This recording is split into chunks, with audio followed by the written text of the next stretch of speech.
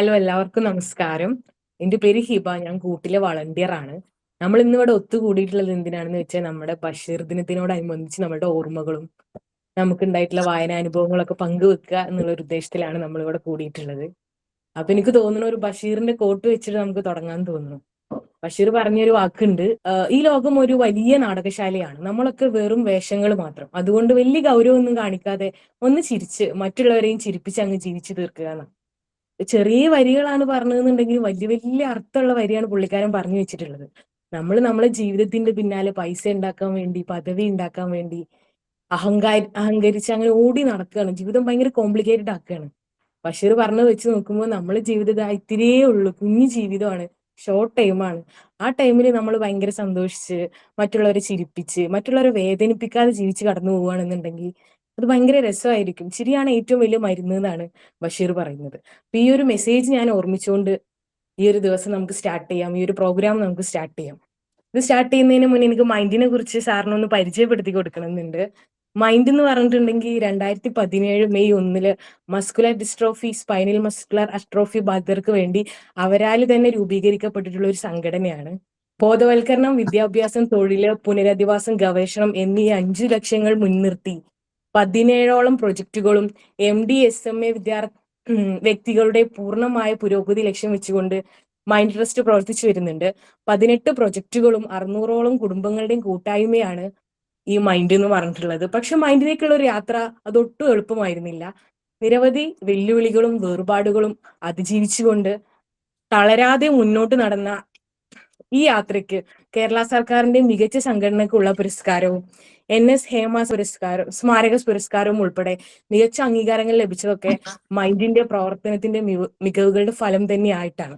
അതുപോലെ തന്നെ മൈൻഡിന് 2 പ്രൊജക്ട് കൂടി ഉണ്ട്, അതും കൂടി സാറിന് പരിചയപ്പെടുത്തരണമെന്ന് വിചാരിക്കുന്നു. ഒന്ന് ഇടം എന്നാണ് പ്രൊജക്ടിന്റെ പേര്. മൈൻഡിന്റെ സാംസ്കാരിക പ്രൊജക്റ്റാണ് ഇടം എന്ന് പറഞ്ഞിട്ടുള്ളത്. അംഗങ്ങളുടെ ചിന്തകളും അനുഭവങ്ങളും രചനകളിലൂടെ പങ്കുവെക്കുന്ന അവരുടെ സാഹിത്യകലാപരമായ കഴിവുകൾ പ്രോത്സാഹിപ്പിക്കാനുള്ള ഒരു വേദിയാണ് ഇടം എന്ന് പറഞ്ഞിട്ടുള്ളത്. തുടക്കത്തിൽ ഇതൊരു പ്രത്യേക പതിപ്പുകളായി മാത്രം പ്രസിദ്ധീകരിച്ചിരുന്ന ഒരു ഒരു കുഞ്ഞു മാസികയാണെങ്കിൽ ഇന്ന് എല്ലാ മാസവും പുറത്തിറക്കുന്ന ഡിജിറ്റൽ മാഗസിനായും ബ്ലോഗായിട്ടൊക്കെ ഇടം വലുതായിട്ടുണ്ട്. അതുപോലെ തന്നെ നമ്മളുടെ വേറൊരു പ്രൊജക്റ്റാണ് പ്രയാൺ എന്ന് പറഞ്ഞിട്ടുള്ളത്. മൈൻഡ് കുടുംബത്തിലെ കൗമാരക്കാരായ കുട്ടികൾക്ക് മൈൻഡ് സംഘടിപ്പിക്കുന്ന സ്റ്റുഡന്റ് ലീഡർഷിപ്പ് പ്രോഗ്രാമാണ് പ്രയാൺ എന്ന് പറഞ്ഞിട്ടുള്ളത്. ഞങ്ങളുടെ കുട്ടികൾ ഞങ്ങളുടെ കുട്ടികൾ പോരാളികൾ, ഒരുപാട് കഴിവുകളും ആഗ്രഹങ്ങളൊക്കെ ഉള്ളവരാണ്, സ്വപ്നങ്ങളൊക്കെ. കുട്ടികളുടെ കഴിവുകൾ മെച്ചപ്പെടുത്തുന്നതിനും അവരുടെ നേതൃത്വ പാഠവും വികസിപ്പിക്കുന്നതിനും സ്വയം വികസനത്തിനുമുള്ള ഒരു പ്ലാറ്റ്ഫോം കൂടിയാണ് ഞങ്ങളെ പ്രയാൺ എന്ന് പറഞ്ഞിട്ടുള്ളത്. അതുപോലെ തന്നെ അവരെ പോലുള്ള കുട്ടികളുടെ പ്രതിനിധികളായി വളരാൻ അവരെ പ്രോത്സാഹിപ്പിക്കുകയും അതുപോലെ ആവശ്യമുള്ള കുട്ടികൾക്ക് സഹായമൊക്കെ ചെയ്തു കൊടുക്കുന്ന ഒരു പ്രൊജക്ട് കൂടിയാണ് പ്രയാൺ എന്ന് പറഞ്ഞിട്ടുള്ളത്. ഇതൊക്കെയാണ് മൈൻഡ്, ഇടം, പ്രയാൺ എന്നൊക്കെ പറഞ്ഞിട്ടുള്ള ഞങ്ങളുടെ കൊച്ചു കൊച്ചു ജീവിതത്തിലെ വലിയ വലിയ സ്വപ്നങ്ങൾ എന്ന് പറഞ്ഞിട്ടുള്ളത്. അത് ഞങ്ങൾ നടത്തി വരുന്നുണ്ട്. ഇനി മൈൻഡിന്റെ ആൾക്കാരും നമ്മളെ കൂട്ടുകാരോടായിട്ടാണ് നമ്മളുടെ ഇന്ന് ഈ ബഷീർ ദിനത്തിൽ നമുക്ക് സംസാരിക്കാൻ വേണ്ടിയിട്ട് കിട്ടിയിട്ടുള്ളത് ബാബു എബ്രാം സാറിനെയാണ്. നമുക്ക് എല്ലാവർക്കും അറിയാം, കമ്പിളികണ്ടം എന്ന് പറഞ്ഞിട്ടുള്ള ഒരു പുസ്തകത്തിലൂടെ നമ്മളുടെ മലയാളിക്കാരെ മൊത്തം ഇഷ്ടപ്പെട്ടു തുടങ്ങിയ ഒരു എഴുത്തുകാരനാണ്. സാറിനെ പറ്റിയിട്ട് പറയുകയാണെന്നുണ്ടെങ്കിൽ മലയാള സാഹിത്യ രംഗത്ത് തനതായ എഴുത്തു ശൈലികൾ കൊണ്ട് വ്യത്യസ്തനായ ഒരു എഴുത്തുകാരനാണ്. അതുപോലെ തന്നെ സാറിന്റെ എഴുത്തുകളൊക്കെ ഭയങ്കരമായിട്ട് ആളുകൾക്ക് മനസ്സിലാവുന്നത് എന്നാൽ ഹൃദയത്തിൽ തങ്ങി നിൽക്കുന്നതുമായിട്ടുള്ള എഴുത്തുകളായിരുന്നു. അതുപോലെ തന്നെ അത് നമ്മളെ ഉള്ളിൽ തൊടുന്ന വരികളായിരുന്നു. സാറിന്റെ പുസ്തകത്തിനെ പറ്റി പറയുകയാണെന്നുണ്ടെങ്കിൽ ഇടുക്കി എന്ന ഒരു ജില്ലയും അതിലുള്ള ഒരു കമ്പിളികണ്ടം എന്ന് പറഞ്ഞ കുഞ്ഞു ഗ്രാമവും നന്ദിക്കുന്നേൽ മേരി എന്ന അമ്മച്ചിയും 4 മക്കളും ഇവരൊക്കെ മലയാളികൾക്ക് സുപരിചിതമായി കൊണ്ടിരുന്നത് ഈ ഒരു കമ്പിളികണ്ടം എന്നുള്ള പുസ്തകം കൊണ്ടാണ്. അപ്പൊ എത്ര എഴുത്തുകാർക്ക് ഈ അപൂർവമായ ഭാഗ്യം കിട്ടുമെന്ന് എനിക്കറിയില്ല. ഒരൊറ്റ മലയാളം പുസ്തകം കൊണ്ട് കേരളക്കരയുടെ മനസ്സ് മൊത്തം കീഴടക്കിയ ഒരു എഴുത്തുകാരൻ എന്ന് വേണമെങ്കിൽ നമുക്ക് സാറിന് പറയാം. പക്ഷെ ഇതൊരു വെറും ഭാഗ്യം മാത്രമല്ല, സാറിന്റെ എഴുത്തിന്റെ രീതി, അത് ആളുകളുടെ ഉള്ളിൽ എത്തിച്ച ആ ഒരു തീ ഉണ്ടല്ലോ, അത് ഇട്ട് കൊടുത്ത് തീ എന്നൊക്കെ പറയുന്നത് ഭയങ്കര വലുതാണ്. നമ്മളെപ്പോലെ സാധാരണക്കാരായ ആൾക്കാർക്ക് ഒന്നും ചെയ്യാനില്ല, അല്ലെങ്കിൽ ഞങ്ങൾ ഇവിടെ ജീവിച്ചത് വെറുതെ ആയി എന്നൊക്കെ തോന്നുന്ന ആൾക്കാർക്ക് സാറിന്റെ പുസ്തകം ഭയങ്കര പ്രചോദനമാണ്. അത് ഓരോരുത്തരും അത് വായിച്ചാലേ മനസ്സിലാവുള്ളൂ. നമ്മളിങ്ങനെ വായിച്ചു വരുമ്പോൾ നമ്മളെ ജീവിതം നമ്മൾ കാണുന്ന പോലെ, അല്ലെങ്കിൽ നമ്മളെക്കാളും മോശമായ സിറ്റുവേഷനിൽ നിന്ന് ആൾക്കാർ വരുന്നുണ്ട്, അവരൊക്കെ ഉന്നതികളിൽ എത്തുന്നുണ്ട് എന്ന് മനസ്സിലാക്കുന്ന ഒരു മോട്ടിവേഷൻ കൂടിയായിരുന്നു സാറിന്റെ പുസ്തകം. അപ്പം സാറിന് ഞങ്ങൾക്ക് ഈ വേദിയിൽ കിട്ടിയത് ഭയങ്കര സന്തോഷം. ആ സ്നേഹം ഞങ്ങൾ അറിയിക്കുകയാണ്. അപ്പൊ സാറിനെ ഈ ബഷീർ ദിനത്തോടനുബന്ധിച്ച് സാറിന്റെ ഓർമ്മകളും വായനാനുഭവങ്ങളും ഒക്കെ പങ്കുവെക്കാൻ വേണ്ടിയിട്ട് ഞങ്ങൾ ക്ഷണിക്കുകയാണ്. സാറിന് സുസ്വാഗതം. Thank you Nasreen, thank you very much. എല്ലാവർക്കും നമസ്കാരം. ഇപ്പൊ ഇടത്തെക്കുറിച്ചും പ്രയാണത്തെക്കുറിച്ചും മൈൻഡിനെ കുറിച്ചും ഒക്കെ എനിക്ക് ഒരു വിവരവും ഇല്ലല്ലോ എന്നോർത്താണ് നസ്രീൻ വളരെ കാര്യമായിട്ട് പറഞ്ഞത്. പക്ഷെ കഴിഞ്ഞ ആഴ്ചയില് എൻ്റെ അടുത്ത സ്നേഹിതൻ കൃഷ്ണകുമാർ, നമ്മുടെ നൂറ്റാണ്ടുകളുടെ നടയിൽ എഴുതിയ എഴുത്തുകാരൻ, എന്നോട് ചോദിച്ചു, ആവശ്യേട്ടാ ഞങ്ങൾക്ക് ഇങ്ങനെ ഒരു പരിപാടിയുണ്ട്, അന്ന് സംസാരിക്കാമോ എന്ന് ചോദിച്ചപ്പോൾ ഞാൻ ശരിക്കും ഇന്ന് രാവിലെ ഞാൻ ഇവിടെ വീട്ടിലെത്തിച്ചേർന്നേ. ഇപ്പൊ രാവിലെ വന്നൊരു കുളി കഴിഞ്ഞ് പള്ളിയിൽ പോയിട്ട് വന്നു, ഭാര്യയും മക്കളെ അവളുടെ സ്വന്തം വീട്ടിലാക്കിയിട്ട് ഞാൻ എൻ്റെ വീട്ടിലേക്ക് ഒരു കിലോമീറ്റർ മാറിയ വന്ന് ഇവിടെ തന്നെ ഇരിക്കുക. അപ്പൊ അവരൊക്കെ കിടന്നുറങ്ങുക. അപ്പൊ ഞാൻ ഇന്ന് 1 മണിയായപ്പോ തൊട്ട് വായിക്കാനായിട്ടുള്ള മെറ്റീരിയല് മൈൻഡിനെ കുറിച്ച്, അതിന്റെ സ്ഥാപിച്ച രീതി, വാട്സപ്പ് ഗ്രൂപ്പായിട്ട് വളർന്നു വന്നത്, പിന്നീട് അത് ഒരു എംപവറിങ് മൂവ്മെന്റ് ആയിട്ട് മാറിയതിനെ കുറിച്ചൊക്കെ പല ഡോക്യുമെന്റ്സും വെബ്സൈറ്റും ഒക്കെ എനിക്ക് നമ്മുടെ പ്രിയപ്പെട്ട കൃഷ്ണകുമാർ അയച്ചു തന്ന് വായിച്ച് പഠിക്കാനായിട്ടുള്ള നിർദ്ദേശം തന്നിരുന്നു. ഞാനത് വളരെ ഡിസിപ്ലിൻഡ് ആയിട്ട് പഠിച്ചിരുന്നതുകൊണ്ട് നസ്രീൻ തന്ന ആ വിവരണങ്ങൾ സ്വീകരിച്ചിട്ടില്ല, കാരണം ഞാൻ വായിച്ച് പഠിച്ചിട്ടാണ് വന്നത്. ഇത് കൂടാതെ ഇവൻ എനിക്ക് അയച്ച് തന്നിരുന്ന ഡോക്യുമെന്റിൽ വിശദമായിട്ട് എനിക്ക് കിട്ടാതിരുന്ന പ്രയാണവും ഇടവും ഇന്ന് ഉച്ച കഴിഞ്ഞ് 2 മണിക്ക് ശേഷം ഞാൻ അവന് വോയിസ് ഇട്ട് അതിന്റെ ഡീറ്റെയിൽസ് വോയിസ് ആയിട്ട് എനിക്ക് അയച്ചു തരാൻ പറഞ്ഞ് അവനെ കൊണ്ട് ദീർഘമായ വോയിസ് മെസ്സേജ് അടിച്ച്, അവൻ മിക്കവാറും ഒന്ന് വിശ്രമിക്കുന്ന സമയമൊക്കെ ആയിരുന്നിരിക്കാം, ഞാൻ ശല്യം ചെയ്തിരുന്നു. അപ്പോ യഥാർത്ഥത്തിൽ നിങ്ങൾ ഈ നിങ്ങളുടെ ലക്ഷ്യങ്ങള്, 5 ലക്ഷ്യങ്ങള്, അതെല്ലാം എനിക്ക് തോന്നിയത് ഈ ജീവിതത്തെ എപ്പോഴും വളരെയേറെ സന്തോഷത്തോടു കൂടി കാണാനും, എന്നെ പ്രശ്നങ്ങളുണ്ടെങ്കിലും ഇതങ്ങ് പൊക്കോളും, അത് കഴിയുമ്പോഴേക്ക് ഇതങ്ങ് പടവെട്ടി മുന്നോട്ട് കയറി കഴിയുമ്പോൾ കിട്ടുന്ന ഒരു സുഖമുണ്ട്. അതാണ് ആ സമരം ചെയ്തും ആ സമരം കഴിഞ്ഞ് എത്തിച്ചേരുന്ന ഒരു ചെറിയൊരു മൊമെന്റ് ഉണ്ട്. ഈ സ്പൈനൽ മസ്കുലർ അട്രോഫി ഒക്കെ വന്ന് ഇരിക്കുന്ന ഒരാള് എന്തുകൊണ്ടാണ് ഞാൻ ആഗ്രഹിക്കാതെയോ ആവശ്യപ്പെടാതെയോ എന്നിൽ അടിച്ചേൽപ്പിച്ചിരിക്കുന്ന അല്ലെങ്കിൽ എനിക്ക് തന്നിരിക്കുന്ന ഒരു പരിമിതിയെ ഉല്ലംഘിക്കാനുള്ള, അതിജീവിക്കാനുള്ള എന്റെ സമരത്തിൽ എന്തിനു സമരം ചെയ്യണം? ഇങ്ങനെ അങ്ങ് ജീവിക്കാം, ഇങ്ങനെ ആയിപ്പോയല്ലോ, എനിക്കിത് എന്തിനും. നൂറ്റാണ്ടുകളുടെ നടയിൽ എന്നുള്ള പുസ്തകം യഥാർത്ഥത്തില് പ്രകൃതിയോ ഈശ്വരനോ ചുറ്റുപാടുകളോ ഒക്കെ സമ്മാനിച്ച, അല്ലെ സാഹചര്യങ്ങളോ സമ്മാനിച്ച പരിമിതികൾക്കെതിരെ യുദ്ധം ചെയ്ത ഒരു മനുഷ്യന്റെ പുഞ്ചിരിയാണ് ആ പുസ്തകം.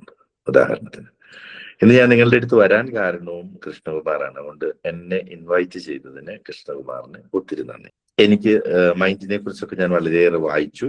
PDF വളരെ വലിയ ഡോക്യുമെന്റ് ആയിരുന്നു, നന്നായി വായിച്ച് പഠിച്ചു. പിന്നെ നിങ്ങളുടെ ഈ എംപവറിങ് 5 വ്യത്യസ്തമായ അവബോധം, വിദ്യാഭ്യാസം, തൊഴിൽ, പുനരധിവാസം, ഗവേഷണത്തിലൂടെ ചിലപ്പോൾ എന്ത് സൊല്യൂഷനാണ്, അതൊക്കെ എനിക്ക് വളരെ ഇഷ്ടപ്പെട്ടു. കാരണം എനിക്ക് എൻ്റെ ഒരു മോള് മരിച്ചു പോയതാണ്. ആ മരിച്ചതിന്റെ കാരണം ഇന്നേ വരെ കണ്ടെത്താത്ത ഒരു സിൻഡ്രോമാണ്. അതിന് ഗവേഷണങ്ങളിലൂടെ എന്തെങ്കിലും ആർക്കെങ്കിലും ഉപകാരപ്പെട്ടിട്ട് അത് സഡൻ ഡെത്ത് സിൻഡ്രോം എന്ന് പറയും. അപ്പൊ അതിനെക്കുറിച്ചുള്ള പഠനങ്ങൾ നടന്ന്, ഗവേഷണങ്ങൾ നടന്ന് അതിനെന്തെങ്കിലും ഒരു പരിഹാരം കൊച്ചുകുട്ടികൾക്ക് വേണ്ടിയിട്ട്, അതിനെ ഓർത്ത് നഷ്ടപ്പെടുന്ന മക്കളെ ഓർത്ത് വേദനിക്കുന്ന മാതാപിതാക്കൾക്ക് ഉണ്ടാകണമെന്ന് എൻ്റെ ഭാര്യയും ഞാനും ഒക്കെ എപ്പോഴും ആഗ്രഹിക്കാറുണ്ട്. അതുപോലെ തന്നെയാണ് മൈൻഡ് സെറ്റ് ചെയ്തപ്പോൾ നിങ്ങൾ ഗവേഷണം കൂടി അതിൽ ഉൾപ്പെടുത്തിയതിൽ എനിക്ക് വളരെ സന്തോഷമുണ്ട്.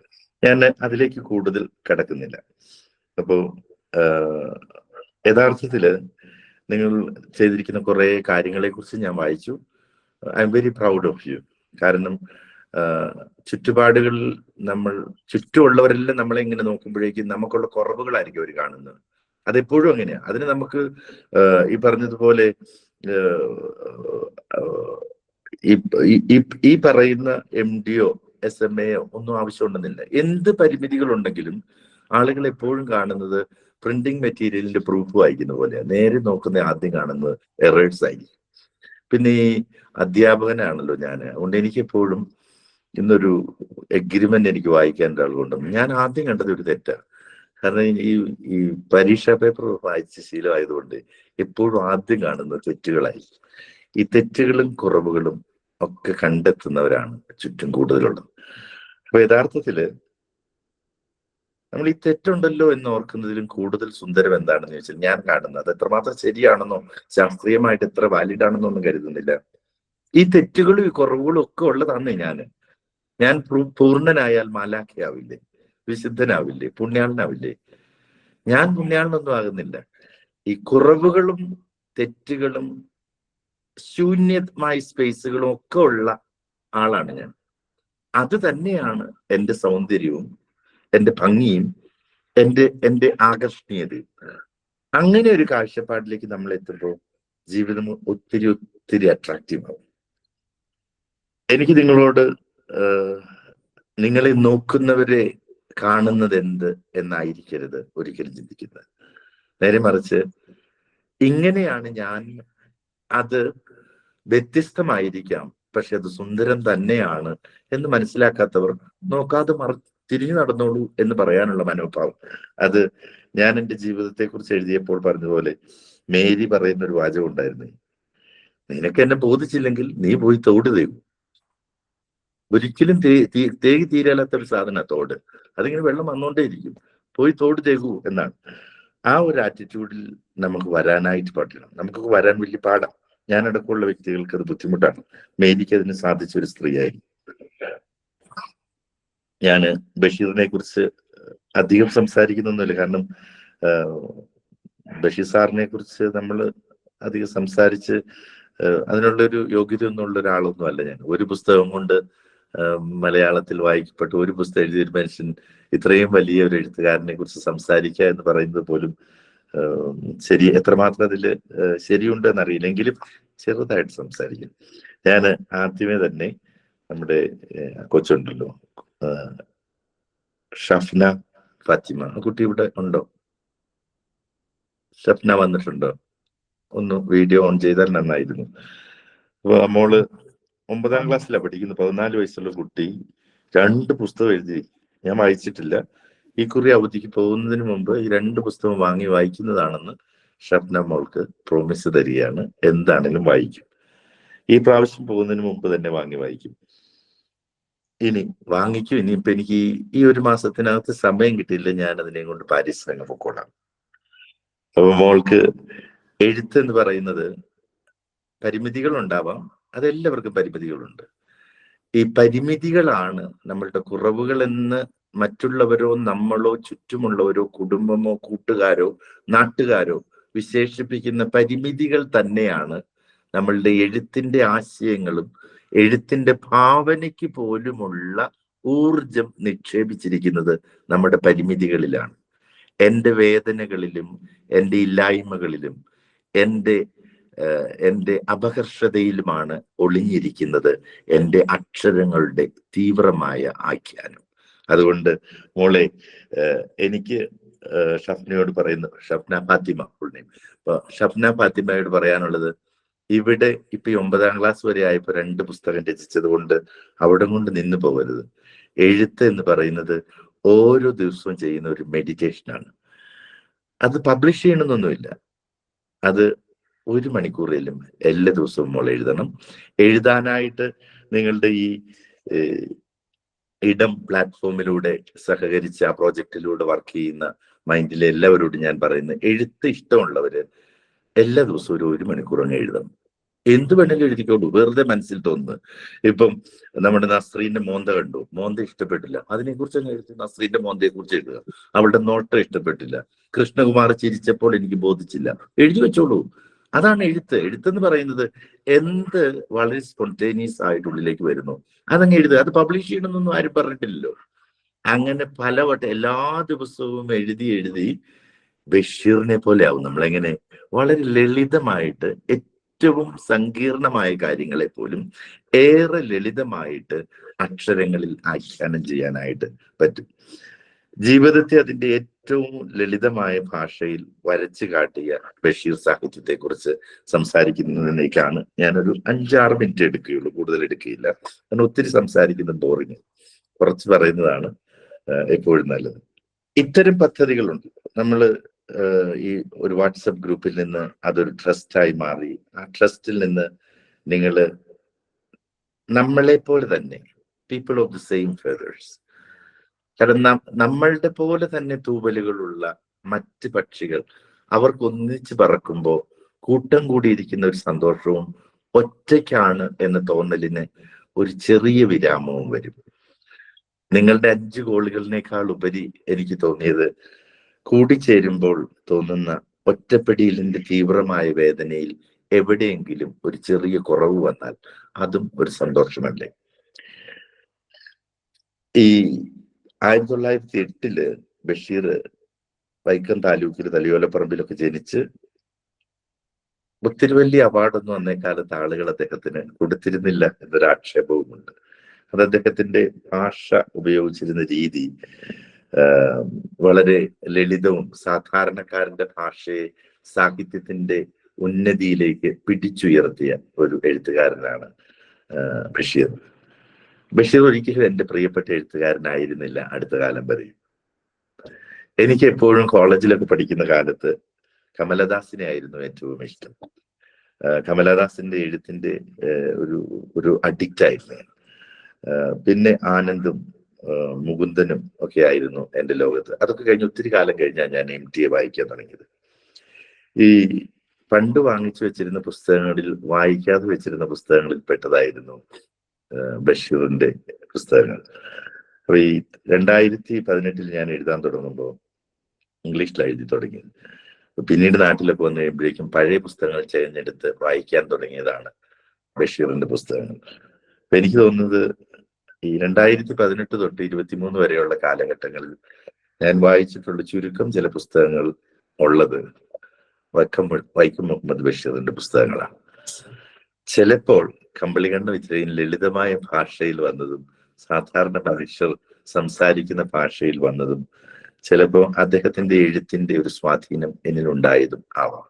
അദ്ദേഹം ഭാഷ ഉപയോഗിക്കുന്ന രീതിയും വളരെ സങ്കീർണമായ ജീവിത വേദനകളെയും ഇല്ലായ്മകളെയും ശൂന്യവൽക്കരണത്തെയും ഒക്കെ എടുത്ത് പുറത്തേക്ക് വെക്കുമ്പോൾ തമാശയുടെയോ ഹാസ്യത്തിന്റെയോ ലളിതവൽക്കരണത്തിന്റെയോ ഇമേജിസത്തിന്റെയോ ഒക്കെ ഒരു ടച്ച് കൊണ്ടുവരുന്നത് ആ എഴുത്തിന്റെ ആത്മാവ് തന്നെയാണ്.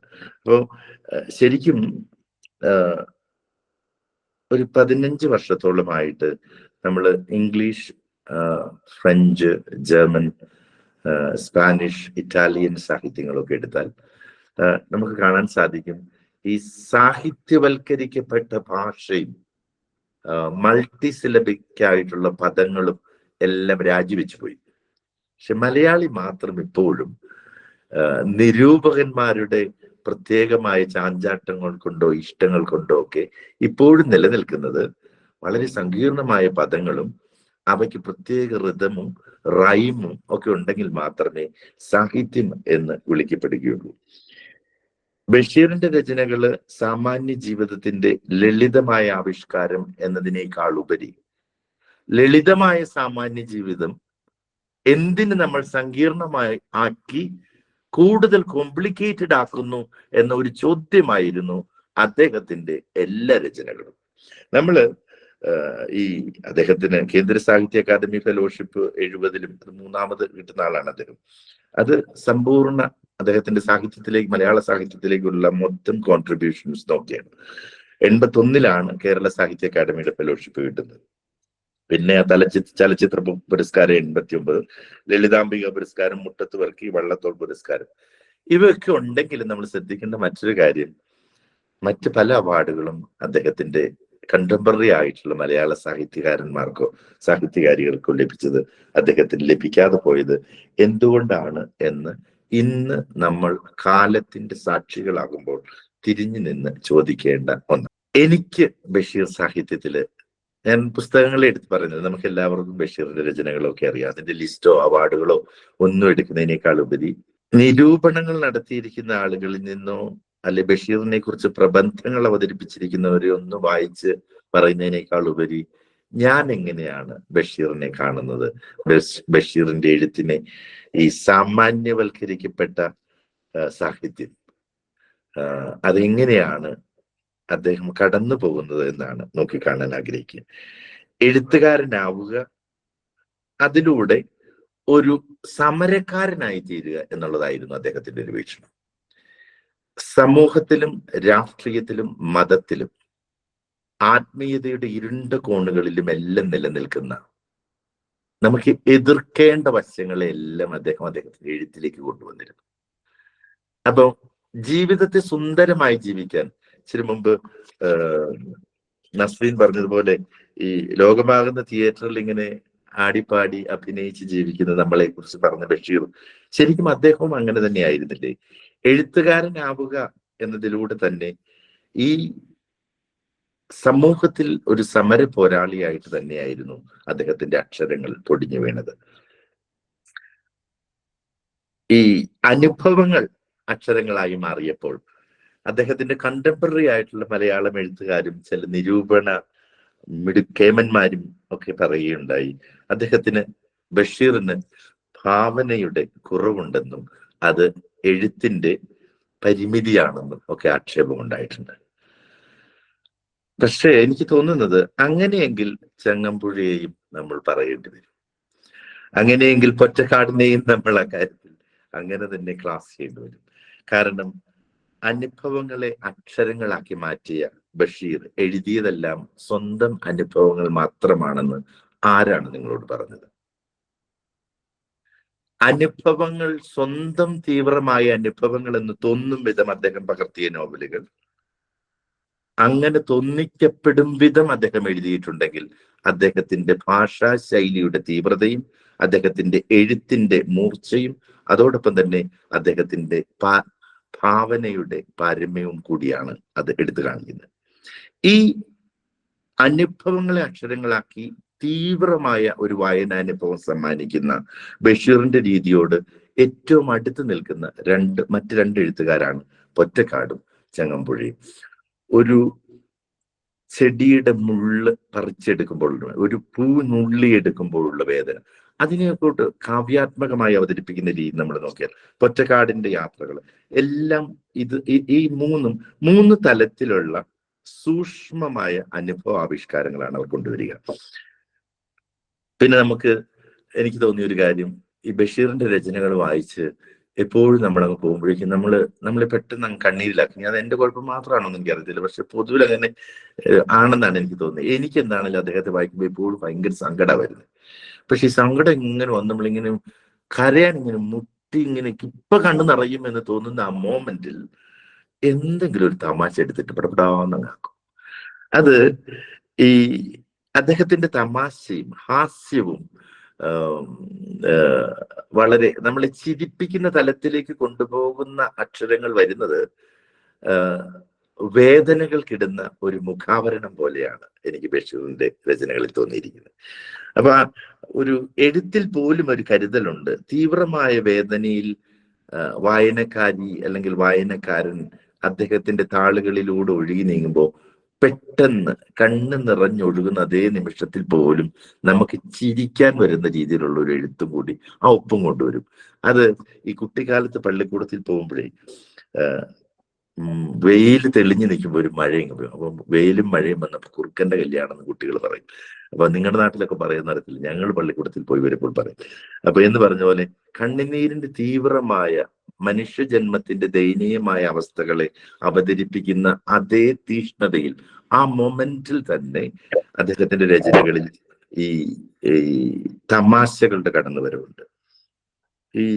എനിക്ക് തോന്നിയേക്കുന്നതൊക്കെ ആ വേദന ഉൾക്കൊണ്ടെഴുതുന്ന മനുഷ്യന്റെ ദയനീയത, ദാരിദ്ര്യം, കഷ്ടതകൾ, അതൊക്കെ അദ്ദേഹത്തിന്റെ ഈ വടക്കൻ ഇന്ത്യയുടെ വിവിധ ഭാഗങ്ങളിലൂടെ 7ഓളം വർഷം അദ്ദേഹം സഞ്ചരിച്ചതിലൂടെ നേടിയെടുത്ത അനുഭവങ്ങൾ, ഹൈന്ദവ സന്യാസിമാരുടെയും സൂഫിമാരുടെയും ഒക്കെ കൂടെ ജീവിച്ച അനുഭവത്തിന്റെ വെളിച്ചത്തിൽ കുറിച്ചതായിരിക്കണം. അത് നൽകിയ സങ്കീർണമായ ഒരു ചിന്താ ശ്രേണിയിൽ നിന്ന് അതിനെ ഏറ്റവും ലളിതമായി വായനക്കാരന് മനസ്സിലാക്കുന്ന ഭാഷയിൽ അവതരിപ്പിച്ചപ്പോൾ എനിക്ക് തോന്നുന്നത് ബഷീർ എഴുത്തുകളിൽ കടന്നു വരുന്ന ഹാസ്യം പോലും ഒറ്റപ്പെട്ട നെടുവീർപ്പുകളായിട്ടാണ് എനിക്ക് തോന്നിയിട്ടുള്ളത്.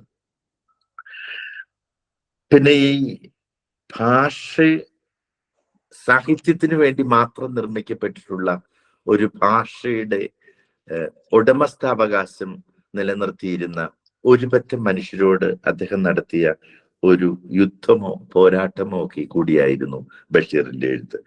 സാമാന്യമായപ്പെട്ട ആളുകൾക്ക്, പാർശ്വവൽക്കരിക്കപ്പെട്ട ആളുകൾക്ക്, അല്ലെങ്കിൽ your right of inheritance to have language in your custody, ആ ഒരു ഒപ്പീനിയനുള്ള ഒരു കൂട്ടം ഉടമസ്ഥർക്കെതിരെയുള്ള, ഭാഷ ഉടമകൾക്കെതിരെയുള്ള സമരം കൂടിയായിരുന്നു അദ്ദേഹത്തിൻ്റെത്.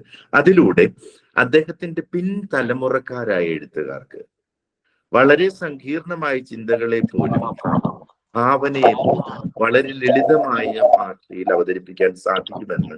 അപ്പൊ ഇമേജിസം തിയറി എന്ന് പറയുന്നത് വളരെ വിസ്തൃതമായ ഒരു ആശയത്തെ വളരെ ചുരുക്കി ഒരു ഇമേജിലൂടെ കൊണ്ടുവരുന്ന ഒരു സാഹിത്യ രീതിയാണ്. അത് മലയാളത്തിൽ ഏറ്റവും സ്പഷ്ടവും സമ്പന്നമായ രീതിയിലും ഏകദേശം അദ്ദേഹത്തിന്റെ എല്ലാ രചനകളിലും, അത് ഓർമ്മ എഴുത്താണെങ്കിലും ചെറുകഥകളിലാണെങ്കിലും നോവലുകളിലാണെങ്കിലും നമ്മൾ കാണുന്നത് ഈ ഇമേജിസം ഏറ്റവും ഫ്ലാഗ്രന്റ് ആയിട്ട് അവതരിപ്പിച്ച മലയാളം എഴുത്തുകാരനാണ് ബഷീർ എന്നാണ്.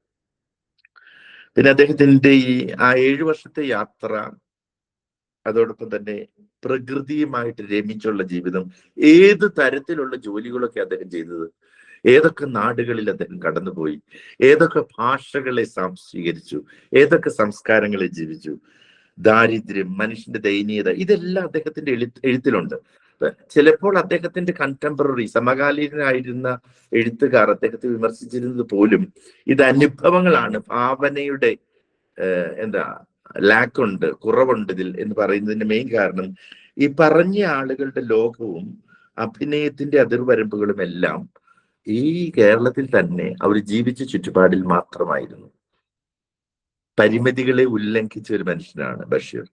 അദ്ദേഹത്തിന്റെ അനുഭവങ്ങൾക്ക് സാഹിത്യത്തിന്റെ തീവ്രത ഏറ്റവും ലളിതമായ ഭാഷയിൽ മനുഷ്യർക്ക് കൊടുക്കാൻ, വായനക്കാർക്ക് കൊടുക്കാൻ സാധിച്ചത് കാരണം അദ്ദേഹം ജീവിതത്തെ അതിന്റെ ഏറ്റവും സങ്കീർണവും ദയനീയവും വേദനയുണ്ടാക്കുന്നതുമായ തലങ്ങളിലെല്ലാം കണ്ടെത്തി.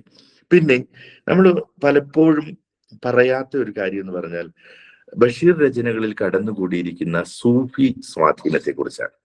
അത് മലയാളത്തിൽ തന്നെ വലിയ സൂഫി സ്വാധീനമുള്ള എഴുത്തുകളൊന്നും ഞാൻ വടക്കൻ കേരളത്തിലെ ചില എഴുത്തുകാരിൽ നിന്നൊക്കെ പലപ്പോഴും പ്രതീക്ഷിച്ചിട്ടുണ്ടെങ്കിലും അതൊരിക്കലും അത്ര കാര്യമായി കണ്ടിട്ടില്ല. വിമർശനവും കുറവ് പറഞ്ഞതൊന്നുമല്ല, എങ്കിലും അത് വേണ്ടതാണ് എന്നൊരു തോന്നൽ എപ്പോഴും എനിക്കുണ്ട്.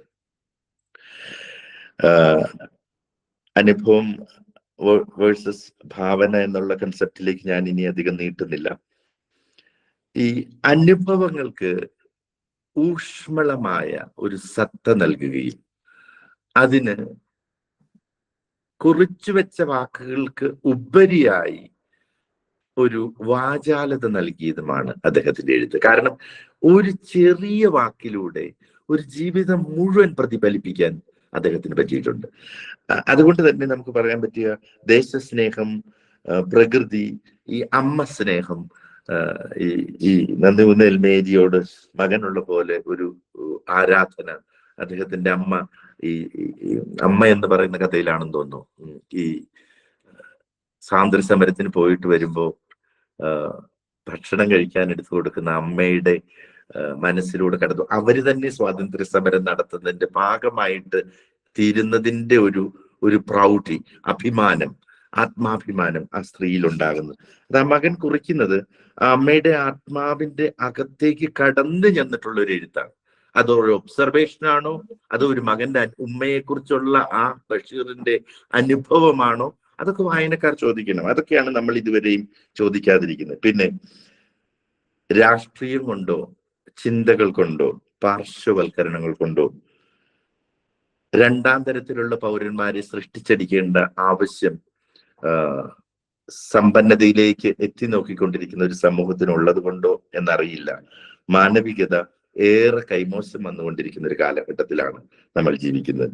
അതുകൊണ്ട് മാനവികതയിൽ ഏറ്റവും നിറഞ്ഞു നിന്ന് എഴുതിയ ബഷീറിന്റെ ഒരു ചെറിയ വാചകത്തോടു കൂടി ഞാൻ ഇന്നത്തെ നമ്മുടെ ഈ ഇന്ററാക്ഷൻ അവസാനിപ്പിക്കുകയാണ്. ജീവിതം കാവ്യാത്മകമാണ്, അതിനെ സ്നേഹിക്കുക. എത്ര പരിമിതികളുണ്ടെങ്കിലും, എത്ര കുറവുകളുണ്ടെങ്കിലും, എത്ര പേർ നമ്മളെ നോട്ടം കൊണ്ടോ അവർ ഉള്ളിൽ ചിന്തിക്കുന്ന എന്താണ് നമുക്ക് മനസ്സിലാകുമ്പോൾ പോലുമോ, വർത്തമാനങ്ങൾ കൊണ്ടോ അല്ലെങ്കിൽ നമ്മളെ മുദ്ര കുത്തുന്ന രീതികൾ കൊണ്ടോ നമ്മളെ ഒറ്റപ്പെടുത്തുമ്പോൾ, നമ്മളെ പാർശ്വവൽക്കരിക്കുമ്പോൾ, മാറ്റി നിർത്തുമ്പോൾ ജസ്റ്റ് പറഞ്ഞാൽ മതി, ജീവിതം കാവ്യാത്മകമാണ്, അതിനെ അങ്ങ് സ്നേഹിക്കുക. Because life is so beautiful in spite of all the problems that we have, all the limitations that we come across, but it is worthwhile living. Let's fall in love with life. ജീവിതവുമായി പ്രണയത്തിലാകാം. Thank U.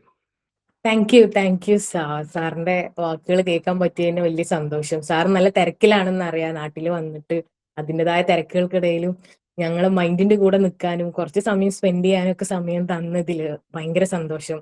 പിന്നെ ഞങ്ങളെ ഷഫ്നെ കുട്ടിയെ പോലുള്ള കുറെ പേർക്ക് ഇതൊരു പ്രചോദനമാണ്. അവളെ ആദരിക്കാനും ഒന്ന് കൺഗ്രാറ്റുലേറ്റ് ചെയ്യാനൊക്കെ സാറ് കാണിച്ച മനസ്സ്, അതിനൊക്കെ ഭയങ്കര സന്തോഷം, സ്നേഹമൊക്കെ പറയാണ് ഞങ്ങള്. അതുപോലെ തന്നെ സാറിന്റെ ഒരു പുതിയ പുസ്തകം വരുന്നുണ്ട് എന്ന് ഞങ്ങൾ അറിഞ്ഞു. ഞങ്ങൾ കാത്തിരിക്കുകയാണ്. സ്ത്രീ ഇതാണ് നിന്റെ മകൻ എന്ന് പറഞ്ഞ പുസ്തകം കണ്ടം പോലെ തന്നെ ജനങ്ങൾക്ക് ഭയങ്കര പ്രിയപ്പെട്ട പുസ്തകമായി മാറട്ടെ എന്ന് പ്രാർത്ഥിക്കുകയാണ്, കൂടുതൽ ആശംസിക്കുകയാണ്. സാറിനോട് ഭയങ്കര ഒരു താങ്ക്സ് പറയാണ്. അതിന്റെ കൂടെ തന്നെ ഷഫ്നെയാണ് ഞാനിനി സ്വാഗതം ചെയ്യുന്നത്. ഷഫ്ന എന്ന് പറഞ്ഞാൽ നമ്മുടെ മൈൻഡിൽ ഒരു കൊച്ചു കൂട്ടുകാരിയാണ്, ഒരു എഴുത്തുകാരിയാണ്, അതിലൊക്കെ ഉപരി ഒരു 9ാം ക്ലാസ്സുകാരിയാണ്, ചിത്രകാരിയാണ്, NMSS സ്കോളർഷിപ്പ് കിട്ടിയ കുട്ടിയാണ്. അങ്ങനെ നമ്മളെ മൈൻഡിലെ കൊച്ചു കൂട്ടുകാരികൾക്ക് ഭയങ്കര പ്രചോദനമാവുന്ന, മാതൃക ആവേണ്ട ഒരു കുട്ടിയാണ് നമ്മുടെ ഷഫ്ന. ഷഫ്നെ വിളിക്കുകയാണ് 2 വാക്ക് സംസാരിക്കാൻ. Hello, good evening.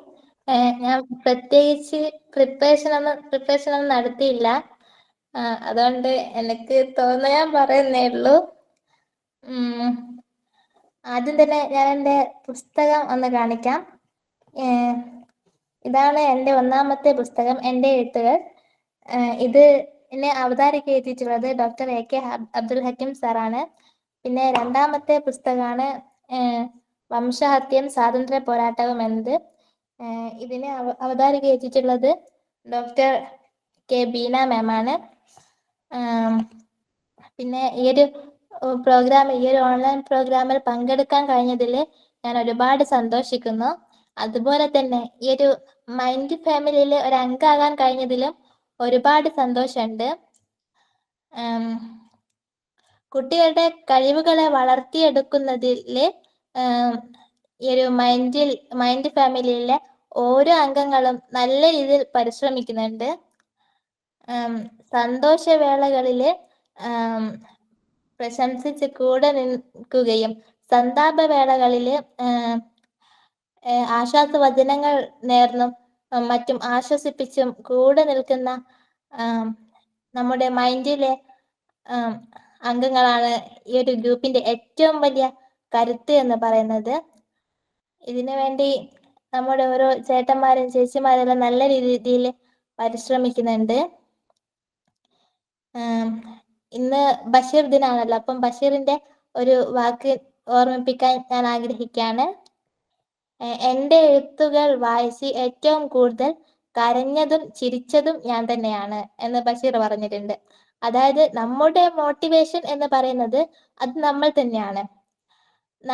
നമ്മളെ റെസ്പെക്ട് ചെയ്താൽ മാത്രമേ മറ്റുള്ളവർ നമ്മളെ റെസ്പെക്ട് ചെയ്യുള്ളൂ. നമ്മളെ കൊണ്ടൊന്നും കഴിയില്ല എന്ന് കരുതി കഴിഞ്ഞാൽ മറ്റുള്ളവരും അത് തന്നെ കരുതും. അതല്ല, എന്നെ കൊണ്ട് എല്ലാം കഴിയും എന്ന് കരുതി കഴിഞ്ഞാൽ മറ്റുള്ളവരും അത് തന്നെ കരുതും. നമുക്ക് വേണ്ടത് സിമ്പതി അല്ല, എമ്പതിയാണ്. അപ്പോൾ എല്ലാത്തിലും എനിക്ക് എൻ്റെ കുട്ടിക്കാലത്ത് ഞാൻ നടക്കണമെന്ന് ഒരുപാട് ആഗ്രഹിച്ചിട്ടുണ്ട്. മുന്നോട്ടൊന്ന് നടക്കണം, ഒരു കാഴ്ചയുടെ മുന്നോട്ട് വെക്കണം എന്ന് ഞാൻ ഒരുപാട് ആഗ്രഹിച്ചിട്ടുണ്ട്. പക്ഷെ അന്ന് എനിക്ക് അതിന് കഴിഞ്ഞില്ല. പക്ഷെ ഇന്ന് കാലുകൊണ്ട് മുന്നോട്ട് നടക്കാൻ കഴിഞ്ഞില്ലെങ്കിലും ആത്മവിശ്വാസം കൊണ്ട് എനിക്കിത് മുന്നോട്ട് നടക്കാൻ കഴിയുന്നുണ്ട്. പിന്നെ ഇവിടെ എത്തിയിട്ടുള്ള നമ്മുടെ വിശിഷ്ട അതിഥിയായിട്ട് എത്തിയിട്ടുള്ള പ്രശസ്ത എഴുത്തുകാരൻ ബാബു അബ്രഹാം സാറിനും പിന്നെ മൈൻഡിലെ ഈ ഒരു പ്രോഗ്രാം ഇവിടെ സംഘടിപ്പിച്ച മൈൻഡിലെ എല്ലാവർക്കും ഒരുപാട് നന്ദി അറിയിച്ചുകൊണ്ട് എനിക്ക് എല്ലാത്തിനൊപ്പം നിൽക്കുന്ന എൻ്റെ പേരൻസിനും അതുപോലെ എനിക്കൊപ്പം നിൽക്കുന്ന മറ്റു പലരും ഉണ്ട്, അവരെല്ലാം സ്മരിച്ചുകൊണ്ട് ഞാൻ എൻ്റെ വാക്കുകൾ നിർത്തുന്നു. Thank you. വളരെ സന്തോഷം ഷഫ്നക്കുട്ടി, ഭയങ്കര സന്തോഷം ഇങ്ങനെ സംസാരിക്കുന്നത് കാണുമ്പോൾ, നമ്മളെ ഇടയിൽ നിന്ന് ഒരു എഴുത്തുകാരി ഉണ്ടായി വരുന്നത് കാണുമ്പോൾ ഭയങ്കര സന്തോഷം.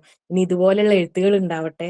ഈ എഴുത്തുകളൊക്കെ നമ്മളെ കുഞ്ഞു കുട്ടികൾക്ക് ഒരു മാതൃകയാകട്ടെ എന്ന് ഷഫ്ന എന്ന് പറയാണ്.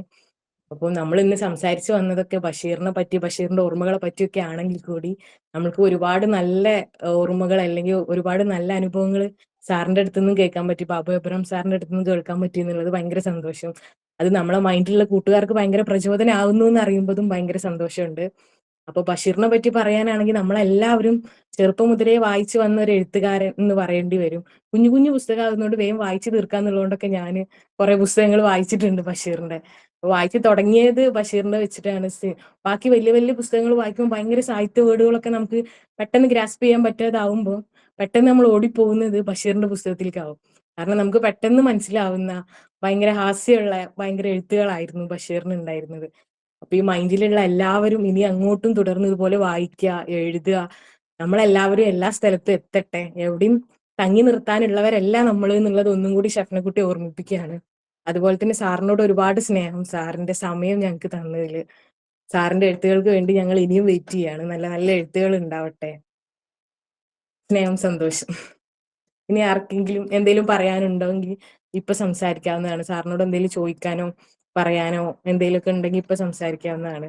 ഇനി സാറിന് എന്തെങ്കിലും പറയാനുണ്ട്, അവസാനമായിട്ട് പറയാൻ എന്തെങ്കിലും ഉണ്ടെങ്കിൽ സാറിന് സംസാരിക്കാവുന്നതാണ്. അപ്പോ ഇച്ചിരി മുമ്പ് പറഞ്ഞതുപോലെ കമ്പളികണ്ടത്തെ കൽപ്പരണികളിൽ എൻ്റെ 26 വയസ്സ് വരെയുള്ള ജീവിതമാണ്. ഇപ്പൊ എനിക്ക് 52 വയസ്സും 2 മാസമായി. അപ്പൊ ഈ 26 വയസ്സ് തൊട്ട് 52 വയസ്സ് വരെയുള്ള ജീവിതവും ആ ജീവിതത്തിൽ കണ്ട നല്ല മനുഷ്യരും ചീത്ത മനുഷ്യരും എല്ലാവരും സമ്മാനിച്ച സന്തോഷങ്ങളും ദുഃഖങ്ങളും എല്ലാം കൂടെ അടുത്ത പുസ്തകത്തിൽ വരുന്നുണ്ട്. സെപ്റ്റംബർ മാസം 16 കൂടി മാതൃഭൂമിയിൽ നിന്ന് ഇറങ്ങും. അതിന്റെ പേര് സ്ത്രീയെ ഇതാ നിന്റെ മകൻ എന്നാണ്. ഞാനതിന്റെ അവസാന മിനുക്ക് പണികളിലാണ്. ഇച്ചിരി വലിയ വലിപ്പം കൂടുതലായിരുന്നു, പക്ഷെ അതിനൊന്ന് വെട്ടിച്ചുരുക്കി പറഞ്ഞതുപോലെ എനിക്ക് പോലും ഒത്തിരി വലിപ്പമുള്ള പുസ്തകം എടുത്ത് വായിക്കാൻ പറ്റത്തില്ല. നമുക്ക് ഇഷ്ടമില്ലാത്ത ഭക്ഷണം എന്തിനാ നമ്മൾ മറ്റുള്ളവർക്ക് വിളമ്പുന്നത്? ഇതൊന്ന് വെട്ടിച്ചുരുക്കിക്കൊണ്ടിരിക്കുക. Thank you. സാധിക്കുന്ന എല്ലാവരും വായിക്കണം. വരും പുസ്തകവും ഇതുപോലെ വിജയമാവട്ടെ. ഞങ്ങൾ എല്ലാവരും വായിക്കാൻ കാത്തിരിക്കുകയാണ്. അപ്പൊ എല്ലാവരോടും സ്നേഹം, സന്തോഷം. ഈ പരിപാടിയിൽ പങ്കെടുത്തതിന്, പരിപാടി വിജയിപ്പിച്ചു തന്നതിന് എല്ലാവരോടും സ്നേഹം.